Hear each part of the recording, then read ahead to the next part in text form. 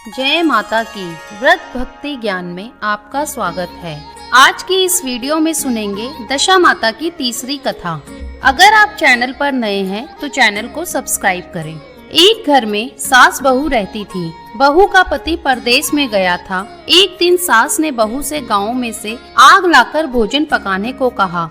बहू गांव में आग लाने गई, पर किसी ने भी उसे आग नहीं दी और सभी ने कहा कि जब तक दशा माता की पूजा नहीं हो जाती तब तक आग नहीं मिलेगी। बेचारी बहू खाली हाथ घर लौट आई। उसने सास को बताया कि गांव भर में आज दशा माता की पूजा है, इसलिए कोई आग नहीं दे रहा है। शाम हो जाने पर सास आग लेने गांव में गई तो स्त्रियों ने उसे आराम से बैठाया और कहा कि सुबह तुम्हारी बहू आग लेने आई थी, परंतु हमारे यहाँ पूजा नहीं हुई थी, इसलिए आग नहीं दे सकी। सास आग लेकर अपने घर पहुँची ही थी कि एक आदमी बछड़ा लिए आया और उसके पीछे एक गाय थी। स्त्री ने उससे पूछा, ये गाय का पहला बच्चा है क्या? आदमी ने उत्तर दिया, हाँ। उसने फिर पूछा, बछड़ा है या बछिया? उसने जवाब दिया कि बछड़ा है। सास ने घर जाकर बहू से कहा, आओ हम दोनों भी दशा माता का डोरा लें और व्रत करें।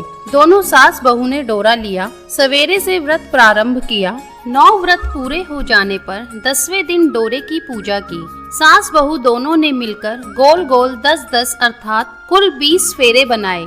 21वां बड़ा फेरा गाय को दिया। पूजन समाप्त होने पर सास बहू दोनों पारण करने बैठी। उसी समय बुढ़िया के बेटे ने प्रदेश से लौटकर दरवाजे पर आवाज लगाई।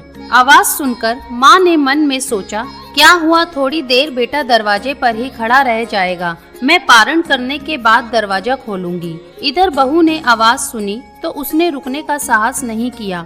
अपनी थाली का अन्न इधर उधर करके झट से पानी पीकर उठ खड़ी हुई। उसने जाकर दरवाजा खोला। पति ने उससे पूछा कि अम्मा कहाँ हैं? बहू ने उत्तर दिया कि वह तो अभी पारण कर रही है। तब पति बोला, मैं तुम्हारे हाथ का जल भी नहीं पीऊंगा, क्योंकि मैं 12 बरस में घर आया हूँ। इतने दिनों ना जाने तुम किस प्रकार रही होगी। अम्मा आएगी, वह जल लाएगी, तब ही जल पीऊंगा। यह सुनकर स्त्री चुपचाप बैठ गई। इतने में उसकी अम्मा पारण कर अपनी थाली धोकर पी चुकी। तब वह लड़के के पास आई। लड़के ने माँ के पैर छुए। अम्मा उसे आशीर्वाद देकर बेटे को घर में ले आई। माता ने थाली परोस कर रखी। बेटा भोजन करने लगा। उसने हाथ में पहला ग्रास ही लिया था कि फेरों के वह टुकड़े जो बहू ने अपनी थाली में फेंक दिए थे अपने आप बेटे के सामने आने लगे। बेटे ने माँ से पूछा, यह सब क्या हो रहा है? माँ बोली, मैं क्या जानूं बेटा, बहू जाने। यह सुनकर बेटा आग बबूला होकर बोला, ऐसी बहू मेरे किस काम की जिसके चरित्र की तुम साक्षी नहीं हो।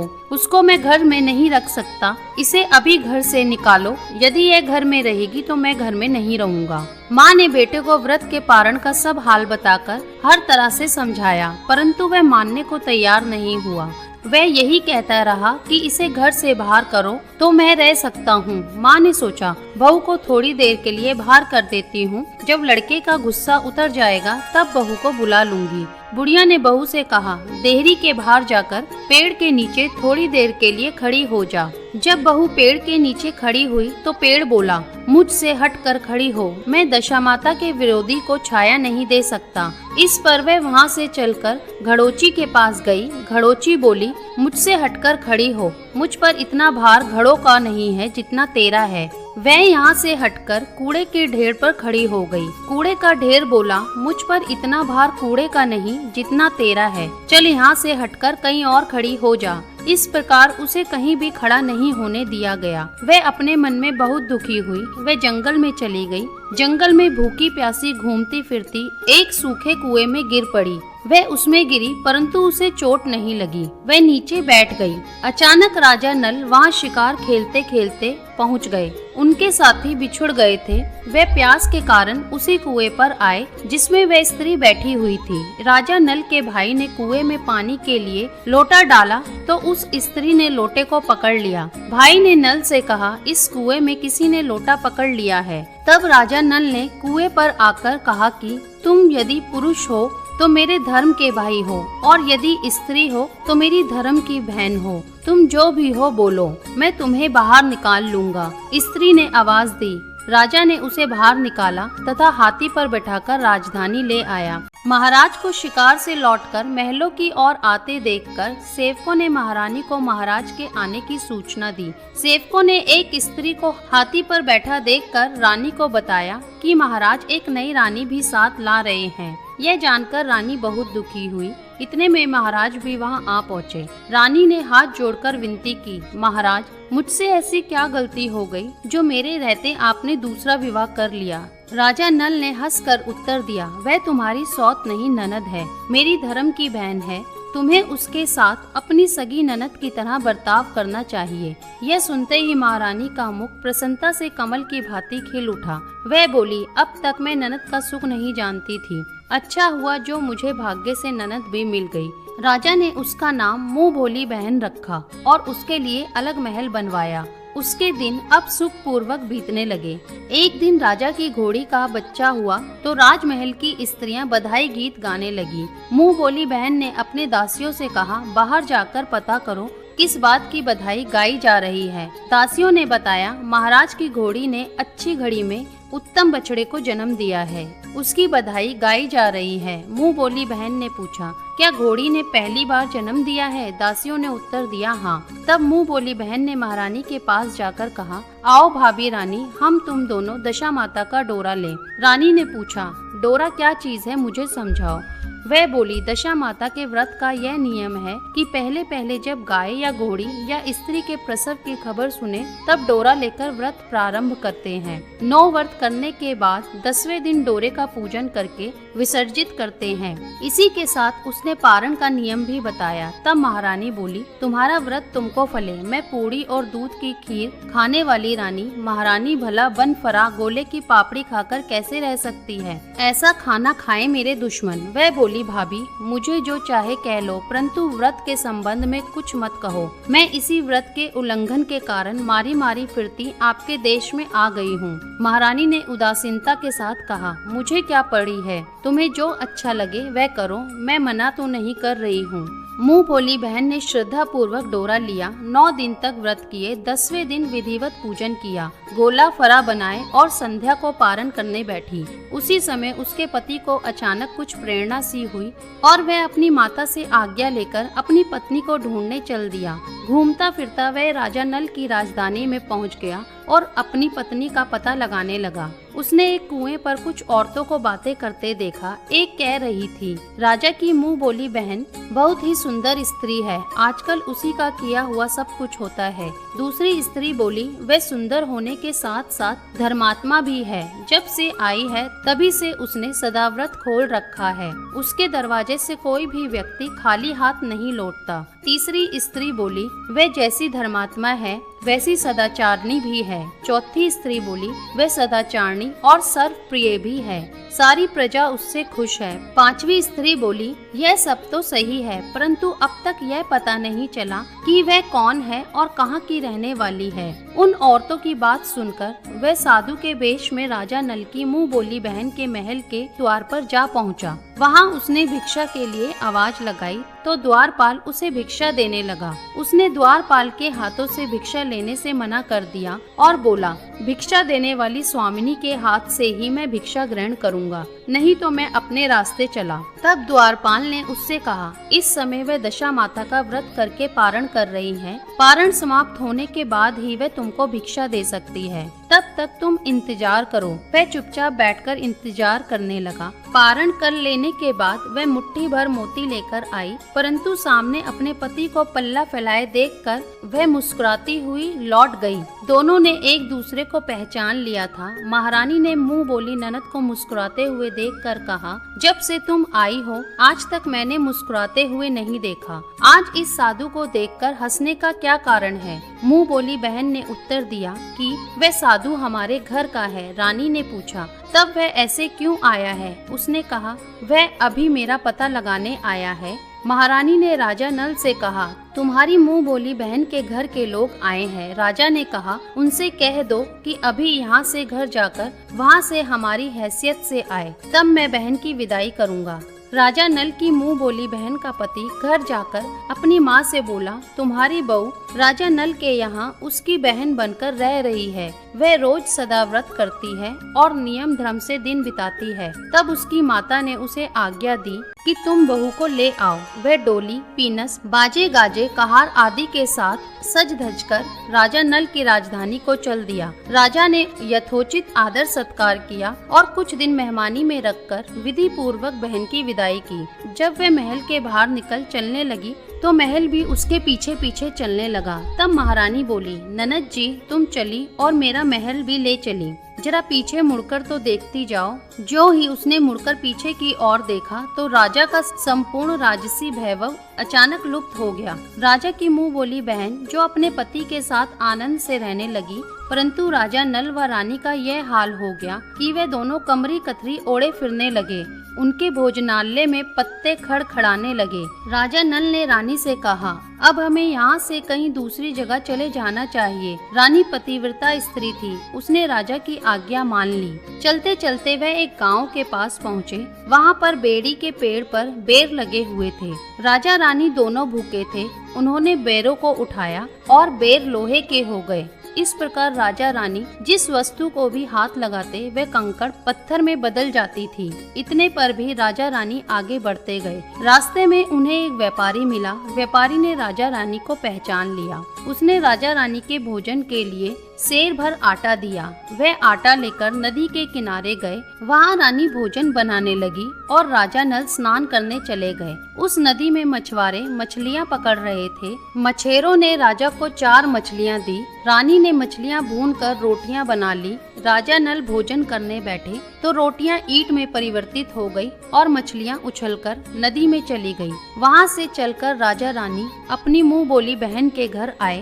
बहन को जब पता चला कि भाई भाभी आए हैं तो उसने सेवकों से पूछा, कैसे आए? सेवकों ने कहा, भिखारियों के हाल में आए हैं। यह सुनकर उसे बड़ी लज्जा आई। उसने राजा रानी को एक कुम्हार के यहाँ ठहरा दिया। शाम को थाल सजाकर बहन स्वयं भाभी से मिलने कुम्हार के घर आई। उसने भाभी के सामने थाल रखा तो भाभी ने कहा, इस थाल में जो कुछ भी है उसे कुम्हार के चक्के के नीचे रख दो और चली जाओ। ननद थाल का सामान चक्के के नीचे रखकर चली गई। थोड़ी देर में राजा ने आकर रानी से पूछा, कहो बहन आई थी, क्या लाई थी? रानी ने कहा, आई तो थी पर कुछ जो भी लाई थी इस चक्के के नीचे रखवा दिया है। राजा ने वहाँ देखा तो वहाँ कंकड़ पत्थरों के सिवा कुछ भी नहीं था। राजा को समझते देर न लगी कि यह सब बुरी दशा के कारण है। भला वह मेरे लिए कंकड़ पत्थर क्यों लाएगी? अब राजा रानी वहाँ से चलकर अपने मित्र के घर गए। मित्र को लोगों से पता चला तो उसने उनसे पूछा, कैसे आना हुआ? उन्होंने उत्तर दिया, भिखारियों के हाल में आए हैं। मित्र ने दुखी होकर कहा, कोई बात नहीं, जैसे आए हैं वैसे अच्छे आए, आखिर मित्र हैं, उन्हें महलों में ले आओ। मित्र ने उन दोनों का स्वागत किया, स्वादिष्ट भोजन कराया। एक कमरे में उनके लिए पलंग बिछवा दिए। उस कमरे में एक खुंटी पर नौलखा हार टंगा था। आधी रात के समय राजा तो सो गए परंतु रानी जाग रही थी। रानी ने देखा कि हार वाली खुंटी के पास दीवार में एक मोर का चित्र बना हुआ है। मोर धीरे धीरे हार को निगल रहा है। रानी ने राजा को जगाकर वह दृश्य दिखाया। राजा ने सोचा, यहाँ से भाग चलना चाहिए, नहीं तो सवेरे चोरी का कलंक लगेगा। तब मित्र को क्या मुख दिखाएंगे? बेचारे राजा और रानी उठकर जंगल की तरफ चले गए। दोनों चलते चलते एक दूसरे राजा की राजधानी में पहुँच गए। वहाँ अतिथि और भिक्षुओं को सदाव्रत दिया जाता था। वे दोनों भी सदाव्रत लेने गए परंतु उस समय सदाव्रत बंद हो चुका था। वहाँ के अधिकारियों ने कहा, यह लोग ना जाने कहाँ के अभागे आए हैं, इन्हें देने के लिए कुछ भी नहीं बचा, फिर भी इन्हें एक मुट्ठी चने दे दो। उन्होंने इस प्रकार से अनादर और कड़वी बातों सहित दान लेना अस्वीकार कर दिया। वे दान अध्यक्ष की निंदा करते हुए बोले, ऐसी कंजूसी है तो सदाव्रत देने का नाम ही क्यों करता है? दान अध्यक्ष बोला, यह तो बड़ा घमंडी भिक्षुक लगता है, भीख भी मांगता है और गाली भी देता है, इनको हवालात में डाल दो। इस प्रकार दोनों को एक कोठरी में बंद कर दिया गया। एक एक मुट्ठी चने दोनों को खाने के लिए मिलने लगे। जिस कोठरी में राजा रानी को बंद किया गया था उसी के पास आम रास्ता था। एक जमादारनी राजा की घुड़साल साफ कर उसी रास्ते से निकला करती थी। एक दिन वह बहुत देर से निकली। रानी ने उससे पूछा, आज तुम्हें इतनी देर कैसे हो गई? वह बोली कि आज राजा की घोड़ी के बछड़ा हुआ था, उसकी टहल में देर हो गई। रानी ने पूछा, घोड़ी का पहला प्रसव है क्या? जमादारनी ने बताया, हाँ पहली बार। रानी ने फिर पूछा, बछेड़ा हुआ है या बछेड़ी? जमादारनी ने बताया कि बहुत अच्छा बछेड़ा हुआ है। यह सुनकर रानी ने राजा से कहा, एक बार मैंने तुम्हारी मुंह बोली बहन के डोरे का अनादर किया था, उसी दिन से हमारी दशा बदल गई। मैं आज दशा माता का डोरा लेना चाहती हूँ। राजा ने कहा, परंतु यह पूजा की सामग्री कहाँ से आएगी? उसके नियम धर्म का पालन कैसे होगा? रानी ने उत्तर दिया, दशा माता ही सब कुछ करेगी, मैं तो उन्हीं का नाम लेकर डोरा लेती हूँ, फिर जो होगा देखा जाएगा। रानी ने 9 तार राजा की पगड़ी से और 1 तार अपने आंचल का लेकर और उस समय से व्रत करने लगी। थोड़ी देर में ही वहाँ राजा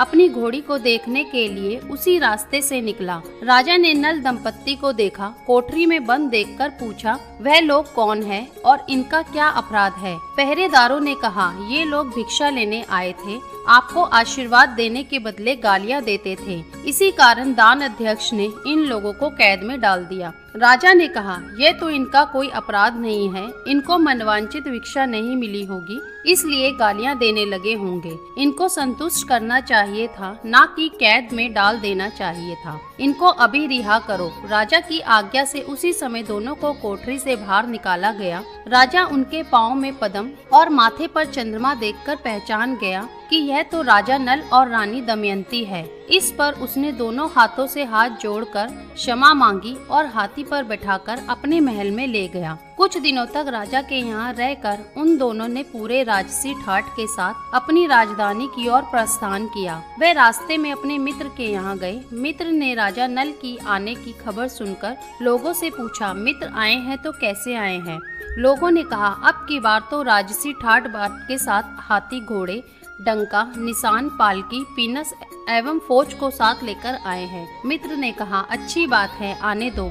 मेरे लिए तो जैसे तब थे वैसे ही अब हैं। आखिर हैं तो मेरे मित्र ही। राजा रानी मित्र के महल में गए। मित्र ने उनको आदर सत्कार के साथ उसी स्थान पर ठहराया जिस स्थान पर पहले ठहराया था। आधी रात के समय जब राजा सो रहे थे तो रानी पैर दबा रही थी। तब रानी ने देखा कि मोर का चित्र जो पहले हार को निगल गया था उसे उगल रहा है। रानी ने राजा को जगाकर यह दृश्य दिखाया। राजा नल ने अपने मित्र को बुलाकर यह दिखाया। मित्र बोला, मैंने तब भी तुमको चोर नहीं समझा था और ना ही अब समझता हूँ। यह दृश्य तुम्हारी बुरी दशा का फल है। आप निश्चित रहिए, मेरे मन में कोई मेल नहीं है। मित्र के यहाँ से चलकर राजा रानी अपनी मुंह बोली बहन के यहाँ गए। उसने सुना राजा भाई आ रहे हैं तो उसने लोगों से पूछा, कैसे आ रहे हैं? लोगों ने कहा, जिस प्रकार राजा को आना चाहिए उसी प्रकार से आ रहे हैं। उसने कहा, उनको मेरे महल ले आओ। तब राजा नल का हाथी बहन के महल की ओर बढ़ा।